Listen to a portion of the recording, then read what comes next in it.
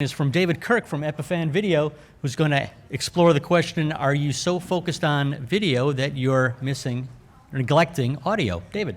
Great. Thank you. Is the mic on? There we go. Okay. So I did want to talk about audio. I know when people think about video streaming, obviously video is the first thing they think of, but audio is very important and plays a huge role in what you're trying to convey in the message that you have in your video. So this is kind of a primer for audio to kind of get you speaking the right lingo to the sound guys and being able to understand what an audio waveform looks like and how you treat it properly, make sure you're not going to distort it and that you're going to get it into your video in a nice, clean, and efficient manner. It really does make a big difference for your audience when you have pleasing audio. And generally by pleasing audio, we mean there's no distortion, it's nice and clear, it's not too quiet, so they have to really strain to listen to it. And it doesn't vary too much, so it's not too dynamic. There aren't very quiet sections and then very loud sections. So they can sit and have an easy listening volume that plays throughout the whole presentation.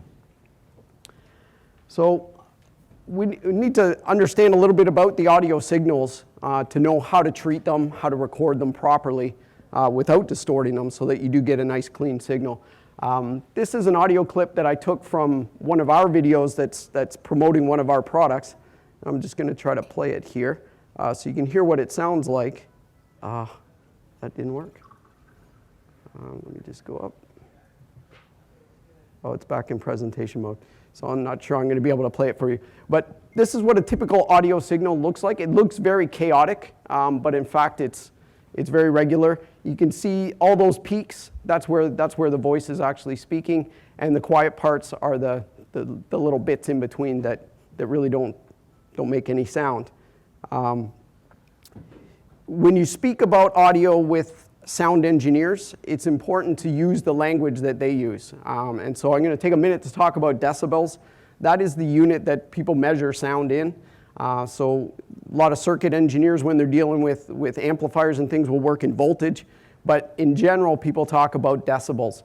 And the reason we use decibels to talk about audio is that they more accurately reflect the perception of audio in the human ear. So it's a logarithmic scale. It can manage very, very quiet sounds and very, very loud sounds. Linear units like volts can't do that very easily. So if I was to express the normal range that we worry about in audio processing, in decibels, it's minus 60 dBu to plus 30 dBu. So that's a nice manageable range with easy numbers. Compared to voltage, that's 0.0007 volts to 25 volts. And the range is not linear. So if I increase something by 6 dB, and I increase it by 6 dB again and again, that is perceived to be the same amount of change over and over. Whereas if I use a linear scale like volts, as I increase that signal level, I need to increase it more the next time to get the same perceived value. So if I'm increasing by 1 volt, that's a perceived value. Then if I increase by 1 volt again, it doesn't seem like I increased it by the same amount. And so decibels more accurately reflect the way that you hear sound, and it makes it a lot easier to talk about sound. So decibels are the unit that most engineers will use when they're talking about audio. And there's two ways to use this unit. The first is an absolute reference. So this tells you literally what the sound level is, and you can take that and compare it to specifications. You can use it in order to meter. And it's things like line level on the record out is minus 10 dBV. So the dBV means it's decibels reference to a volt. Okay, so the volt is a very specific number, and that tells you what the level is. Similarly, if I said the maximum rating on this recorder input is 12.3 volts peak, that's an absolute number that you can, it's not relative to anything, it's an absolute number. Or if I say the nominal level on this mixer is plus 4 dBu, that is an absolute number that you can measure. But they also use decibels to be something that's relative. So when I say I need something quieter, or I say we've got 18 decibels of headroom, it's implied that the reference is where I am relative to where I will clip. So the clipping point is the implied reference. And so this is not really an absolute number. that signal could be coming in at all kinds of different levels depending on the equipment I'm using and be 18 decibels away from the clipping point. So it's relative to some implied reference. Similarly, if I said I need 10 dB of attenuation, that doesn't talk about what level the signal is at or what level I need the signal to be. It just says I need it to be 10 dB different than what it is now. So these are just some examples of how decibels are used both in an absolute reference and in a relative reference to describe the signals. That one's kind of hard to see. It's a little bit dark. But can anyone see the actual green waveform on that? Oh, that's really unfortunate. Let me see if I can. All right. So I'll show this picture. It's the one before it is really a zoom in of this picture. And what I'm trying to get across is even though we have these absolute numbers measured in decibels to describe a signal, you can see these signals vary a lot over time. So as the person's speaking or as you're making it through a musical passage, that audio level is going to go up and down quite drastically from time to time. And so it's not possible to assign a singular value and say this audio signal is at 4 dB and completely describe the nature of the signal and completely tell you everything you need to know about the signal in order to record it and not have it clip. So what we do is we break this into two measurements. The first measurement is an average value. It's a root mean square or RMS value. And it tells you the relative average level of that signal. Okay? So that tells you roughly how loud it seems to the human ear. And then we look for the peak amplitude. So we need to know how much above that average value will the signal get.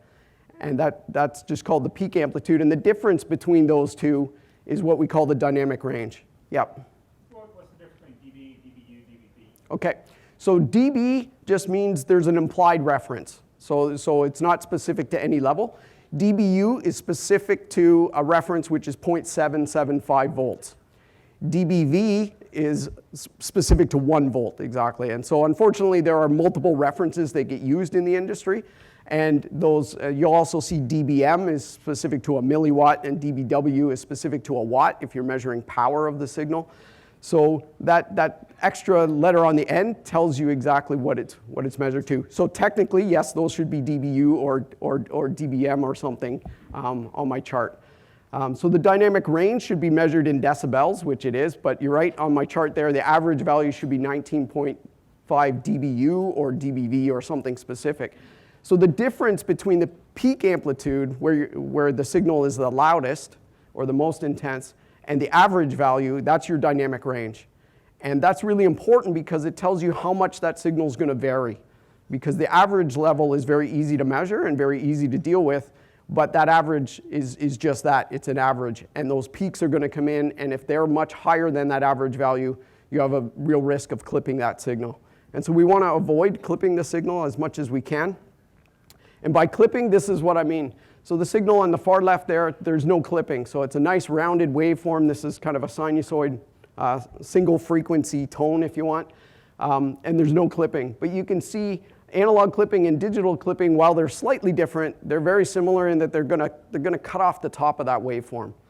And when I do that, I'm not just making that peak quieter, I'm actually changing a lot about that waveform. I'm adding harmonics that don't exist there. And that's when you hear that distortion. So similar to an electric guitar effect, when you put that through a distortion pedal and you hear all that distortion, those are just extra harmonics that are being added into the signal.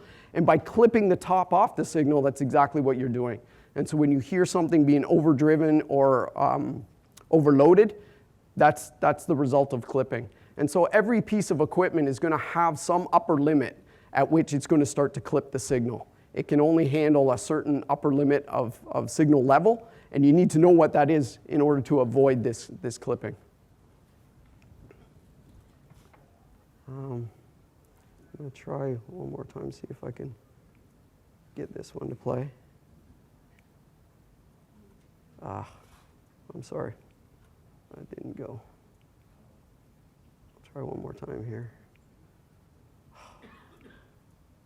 Okay, I apologize. Our original Pearl is ideal when portability is key. It comes with a hard shell carrying case, and because of its small size, it can be set up just about anywhere. Okay, so you can hear the clipping that's in that tone, right? It's not nice to hear, and it completely changes the texture of what's been recorded. So you can see the difference visually between the original recording, which I've got small on the right-hand side, and the clipped one, which I've amplified on the left-hand side. And you can see those peaks that are just nicely on the original are all cut off on the amplified version. And that's what gives you that really harsh, distorted sound once you've clipped it. And so that's what we're trying to avoid as we set up our equipment. So there's a few things you can do, obviously, to avoid clipping. The first is know both the nominal level, or that RMS average level of the signal that you're dealing with in absolute terms. So know whether you're getting a signal that's approximately minus 10 dBu or dBV. And then know what the dynamic range of that signal, how far above that average are those peaks, and how close are you going to be to the limit of the equipment that you're using. And then you need to ensure sufficient headroom on that equipment. So you need to calculate how much room you need, and then with the equipment and the meters, which I'll show you a little later, you'll be able to detect whether or not you're actually achieving that. And as a last resort, there is technology called limiting, which will kind of clip the signal for you, but do it in a kind of gentler way. So if you have a signal which is definitely going to clip, you probably want to do it proactively rather than let the equipment do it reactively. Of course, it's not that easy just to use amplitude or signal levels to avoid clipping. So if you just turn things down so that those peaks don't clip, then you run into the problem where parts of the speech are too quiet to hear. Because if you just turn down the volume, you're not only affecting those peak levels and moving them away from the clipping point, which is what you want, you're also taking the quieter passages and you're turning those down as well. So turning down the volume or turning down the level is one way to avoid clipping, but you can run into the problem with signals with high dynamic range that then the quiet portions are too quiet. Okay, so that's one problem. The second is a scenario like this where you've got multiple speakers, multiple microphones. I might get up here and it might sound fine, and then Ryan gets up here with a different mic or he speaks a little more loudly, and suddenly he begins to clip. So when you're producing an event like this, you need to be aware that different microphones or even different speakers will produce different levels, and you need to be able to accommodate that. And that's what a sound check is usually for. And then similarly, if you're doing things, especially like live bands, during the sound check, everything sounds great, but then when they get up on the stage, and especially in that last set, everybody's all excited, they start singing a little louder, playing a little louder, and you start to clip. So getting your levels right is one thing, but there are these other challenges around dynamic range that's going to really make it difficult. And that's where compression comes in. And the whole idea behind compression is to be able to reduce that dynamic range. So if you've got peaks that are way above your average value, and you know they're going to clip, so you have to turn the signal down, what you want to do is bring up the low sections and bring down the high sections and kind of push them together. And that's why it's called compression. And you can see this signal is kind of compressed. It's the same waveform that we've been looking at in all these slides, but now there's not those tiny little quiet parts. Those have been brought up to bigger levels, and the peaks have been kind of tamed down a bit.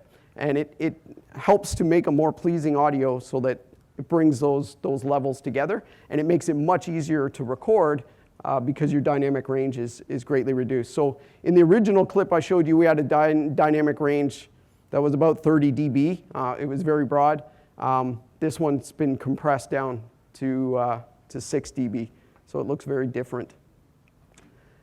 Classical music, just to give you an idea of dynamic range and what it sounds like, classical music typically has a large dynamic range, and I'm going to try to play this clip, and we'll see. You can watch the meter as it plays. Let's see how much it varies.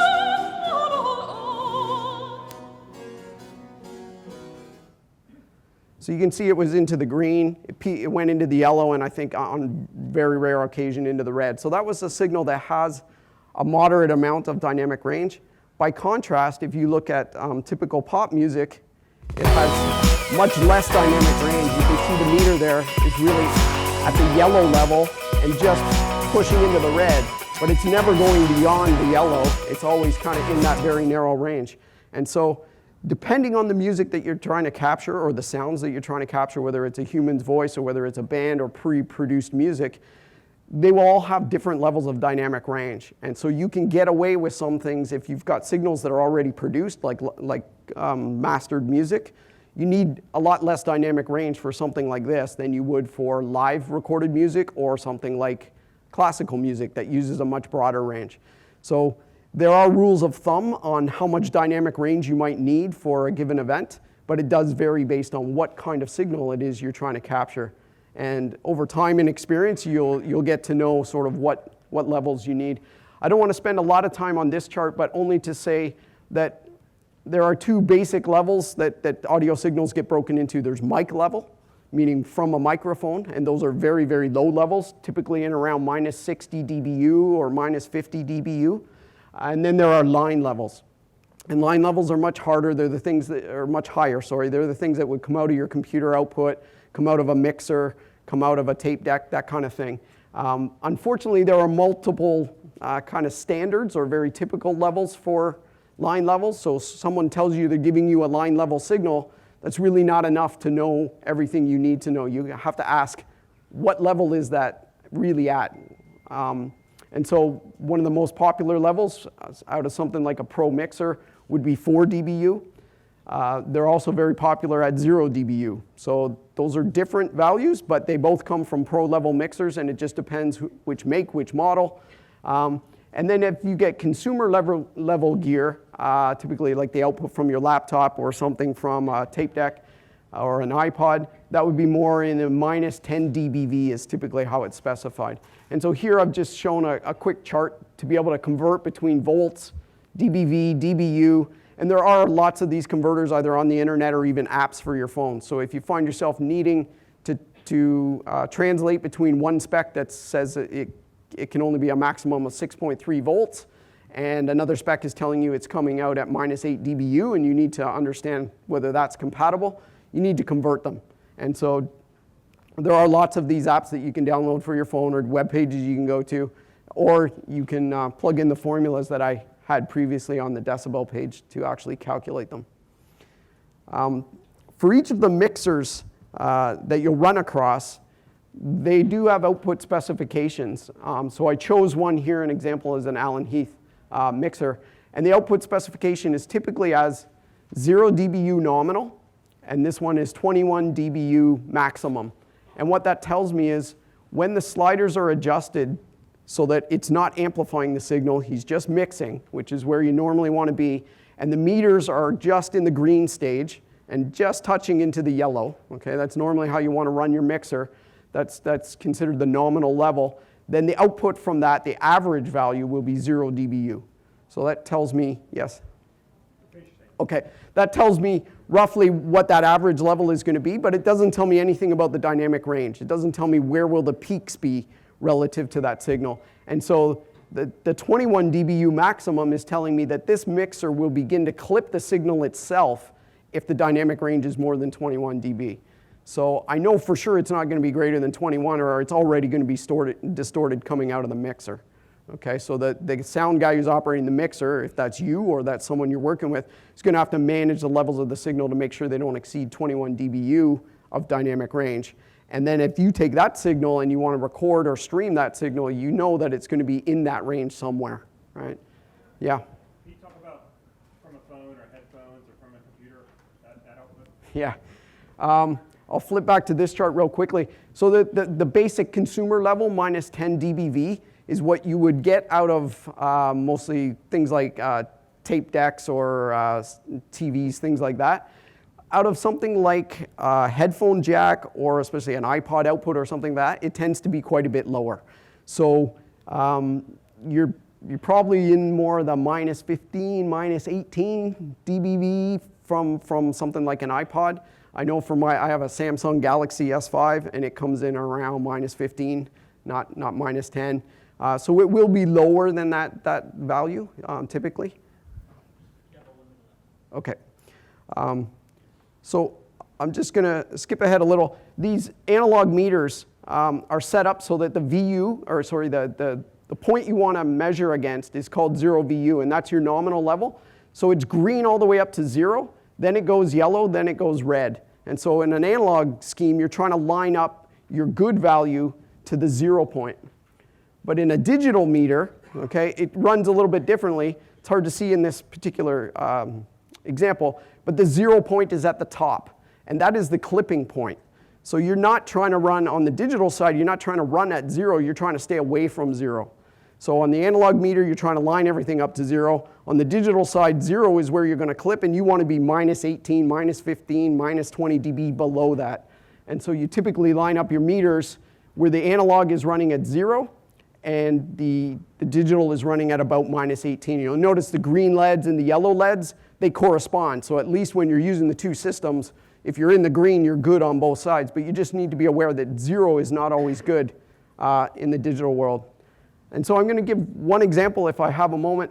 If I was recording acoustic guitar and a singer, and it's coming in at plus 4 dBu is what it's coming from the mixer, and I have an encoding spec that says I can't go more than 0.7 volts RMS, that's where I'm going to clip, and I have encoder gain that I can use to adjust from 0 to 30 dB.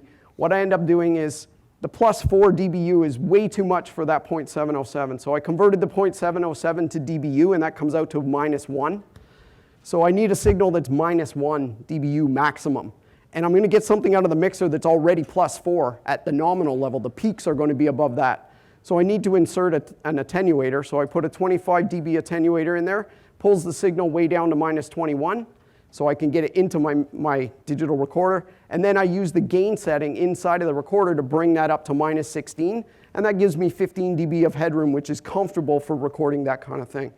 So I had to rush a little bit at the end here to fit it all in. But basically, what you're trying to do is make sure you understand the specs of the equipment that you're using, properly understand the analog meter and how that works, and how the digital meter works on the other side, and avoid that clipping point. Use compression if you have to, but most times you can just be really conservative on your headroom, give lots of headroom, and you won't clip. Any questions? Do I have time for questions, or am I? Got time for about one more question. Any? Otherwise, I'm sure David will be happy to take questions over at the Epiphan booth too, right? Yes, I will. And that was my last slide, so we're just at booth 128, and there is a more detailed white paper. I really skimmed across a lot of these topics. If you go to our website and go to Audio 101, you'll get a white paper that goes into compression and limiting and all this stuff, dynamic range, in a lot more detail. So I know this was kind of a quick run by. If you want more details, you can do that, or stop by our booth. I'd be happy to answer any questions or speak to you more about it. And David is giving away an Epiphan AVIO HD video grabber. Yep. And the winner is Shane Daniel from Scripps. Shane, are you here? Uh-oh. Then the winner is Keith Rash from Defense Media Activity. Keith, there you go. Congratulations.